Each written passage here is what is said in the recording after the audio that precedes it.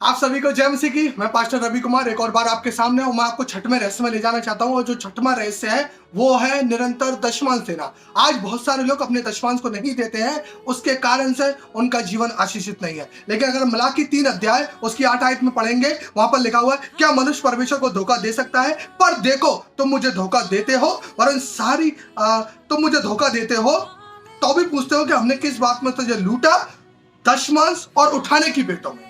अगर आप परमेश्वर को दशमांश नहीं दे रहे हैं तो आपका जो आपने काम करे हैं, जो आपने अपने जीवन में जो तरक्की पाना चाहते हैं, जो आप अपने जीवन को आशीषित होते हुए देखना चाहते हैं, वो कदाचित नहीं हो सकता, क्योंकि आप परमेश्वर से चोरी कर रहे हैं। और जब चोरी करते हैं तो चोर जब पकड़ा जाता है तो उसको क्या सजा मिलती है, आप और मैं जानते हैं। लेकिन यहां पर लिखा हुआ है, तुम पर भारी श्राप पड़ा है क्योंकि तुम मुझे लूटते हो, और सारी जातियां या मनुष्य ऐसा करता है। और जब ऐसा करता है उनका जीवन आशीषित नहीं है। वो जीवन आशीषित इसीलिए नहीं है, वो कहते हैं हम तो बहुत समय से चर्च जाते हैं, हम तो बहुत समय से परमेश्वर की आराधना कर रहे हैं, हम तो बहुत समय से लंबे लंबे समय तक प्रार्थना करते हैं, लेकिन आपका जीवन क्यों आशीषित नहीं है? उसका कारण एक है, क्योंकि आप परमेश्वर को दशमांश नहीं देते हैं। और जब दशमांश नहीं देते तो परमेश्वर आपको आशीष भी नहीं दे रहा। आपने चंगाई के लिए प्रार्थना करी, चंगाई मिलेगी।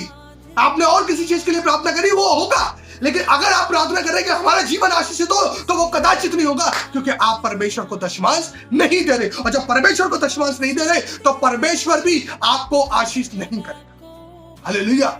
लेकिन जो लोग परमेश्वर को दशमांश देते हैं, जो लोग परमेश्वर की आज्ञा का पालन करते हैं, जो लोग परमेश्वर की आराधना, स्तुति, महिमा जो कुछ करते हैं, तो वो लोग को परमेश्वर क्या करता है? आशीषित करता है। लेकिन आपको दशमांश देने की जरूरत है।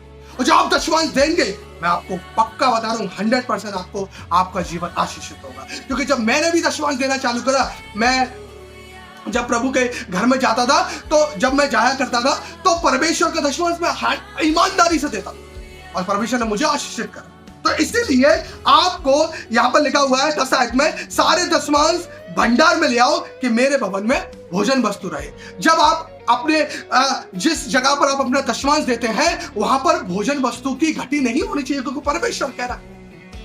लेकिन अगर आप अपने दशमांश को नहीं दे रहे हैं और अगर फिर आप अपेक्षा करते हैं कि हम चर्च में जाए, हमें ये चीज मिले, हमें वो चीज मिले, हमें खाना मिले, हमें कोल्ड ड्रिंक मिले, तो आप इस चीज की आशा मत रखना। क्योंकि अगर आप अपने दशमांश को नहीं दे रहे तो इन चीजों की आशा रखने की आपको कोई आवश्यकता नहीं है। क्योंकि जब तक आप अपना दशमांश नहीं देंगे, तब तक भवन के अंदर भोजन वस्तु आएगी कहां से? हालेलुया।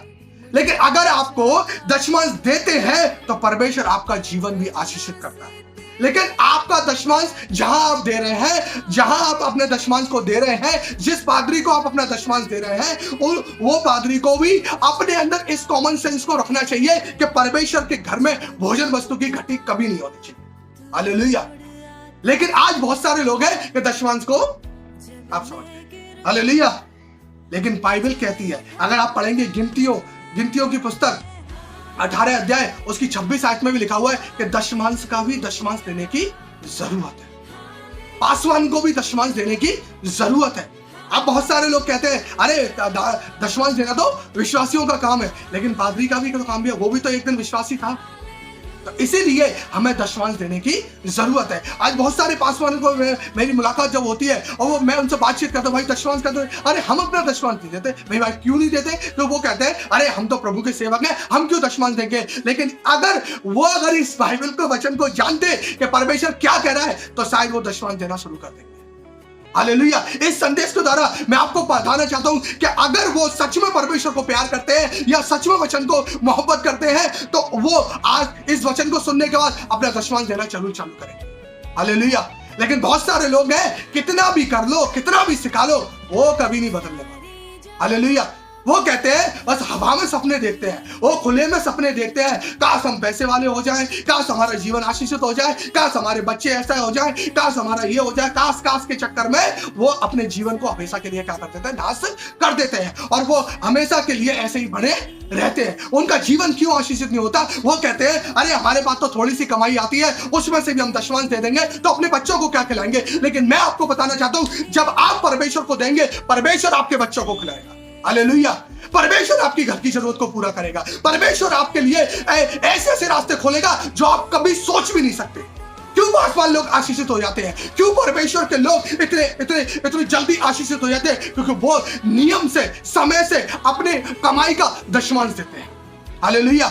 जब वो कमाई का दशमांश देते हैं तो उनका जीवन क्या होता है? आशीषित होता है। अगर आप मत्ती की पुस्तक 22 अध्याय उसके 18 से 21 में पढ़ेंगे, वहां पर यीशु मसीह फरीसी लोगों से बातचीत कर रहे हैं, तो वहां पर वो बोल रहे हैं, अरे ये जो सिक्का है इसमें किसकी मोहर है? तो उसने कहा केसर की। तो जो केसर का है उसे केसर को दो, जो परमेश्वर का है उसे परमेश्वर को दे दो। Hallelujah, hallelujah. जो परमेश्वर का उसे परमेश्वर को दो, बिना सोचे समझे दे दो। बिना सोचे समझे अपनी भेंट अर्पण करो, बिना सोचे समझे परमेश्वर को अपना दशमांश दो। परमेश्वर का हक है उस दशमांश पे। लेकिन यहां पर क्या लिखा हुआ है? अगर इसके 10 आयत को आप पूरा पढ़ेंगे तो प्रभु कहता है, ऐसा करके मुझे परखो, मैं तुम्हारे लिए आसमान के झरों को खोलकर तुम्हारे ऊपर अपरंपार की आशीष की वर्षा करता हूं। क्यों आशीषित नहीं हो पा रहे लोग? यही कारण है, क्योंकि देना पसंद नहीं है, दशमांश देना नहीं चाहते। परमेश्वर से आशीषित होना चाहते हैं, लेकिन दशमांश देना उनको वो कहते हैं, अरे यार हम वही 5,000 रुपए कमाते हैं, 500 अगर हम उनको दे देंगे तो हमारा क्या होगा? मैं आपको बताना चाहता हूं, अगर आप 500 परमेश्वर को देते हैं, परमेश्वर 1000 रास्ते आपके लिए। हालेलुया। लेकिन क्योंकि बाइबल के अंदर लिखा हुआ है, पहला कुरिन्थियों 9 अध्याय उसकी 13 आयत में लिखा हुआ है, क्योंकि जो मंदिर में सेवा करता है वो मंदिर में से खाता है। अब पासवान लोग प्रभु की सेवा करते हैं, कहां से खाएंगे? इसी में से खाएंगे। लेकिन कारण क्या है कि दशमांश का भी दशमांश देने की हमें जरूरत है। हालेलुया। जब दशमांश का दशमांश भी देंगे तो परमेश्वर पासवानों को भी आशीषित करेगा, विश्वासियों को भी आशीषित करेगा। लेकिन कारण क्या है? आज लोगों को दशमांश देना पसंद है। बहुत सारे पासवान कहते हैं, अरे हम किसको दशमांश है? मैं आपको बताना चाहता हूं कि आप अपने दशमांश को किसी विधवा को दे सकते हैं, किसी गरीब की सेवा कर सकते हैं अपने दशमांश। अगर सच में अगर ईमानदारी से लोग दशमांश देना लग जाए तो बहुत सारे जो पासवान लोग परेशान हैं, शायद वो नहीं रहे, तो उनकी सहायता हो जाएगी। हालेलुया। तो इसीलिए मैं आपको इंकरेजमेंट करना चाहता हूँ इसी वचन के द्वारा कि आप अपने जीवन को परमेश्वर के सामने समर्पण करें। और जो हम छठवां रहस्य है उसको हम सीख चुके हैं। और पहला जो रहस्य था निरंतर स्तुति करना, दूसरा था निरंतर प्रार्थना करना, तीसरा था निरंतर बाइबल पढ़ना, चौथा था निरंतर उपवास करना, पांचवा था निरंतर दान देना, और छठवां जो आखिरी रहस्य है वो है निरंतर दशमांश देना। जब आप निरंतर दशमांश देंगे, मैं सच बता रहा हूँ, परमेश्वर आपको आशीष, प्रभु आप सबको आशीष दे। मैं आशा करता हूँ ये सारी चीजें आपको समझ में आती होंगी। जब आप अपने दशमांश को ईमानदारी से देना चालू करें, बिना सोचे समझे देना चालू करें, तभी तो प्रभु की सेवा हो पाएगी, तभी तो प्रभु के लोग सेवा कर पाएंगे। आप लोगों का कहना है उनको कहने दो। लोग कहते हैं अरे इनको वो लालच दे, वो सब कुछ उसको भूल जाओ। लेकिन आप केवल परमेश्वर के भवन में अपने दशमांश को दें, और जब आप दशमांश देंगे तो परमेश्वर का घर के अंदर भोजन वस्तु की घटी नहीं होगी, और जब भोजन वस्तु की घटी नहीं होगी तो बहुत सारे लोग प्रभु के नजदीक। हालेलुया। प्रभु आपको आशीष दे। मैं आशा करता हूँ आपको समझ में आ गया होगा। प्रभु का धन्यवाद हो इस सुंदर समय के लिए। सभी को जय मसीह की। प्रभु आप सबको आशीष दे। और अगर आपको हमारी वीडियो पसंद आता है तो इसे लाइक करें, कमेंट करें, शेयर करें। और अगर आपने हमारे चैनल को अब तक सब्सक्राइब नहीं किया है तो आप हमारे चैनल को भी सब्सक्राइब करें। प्रभु आपको आशीष दे। जय मसीह।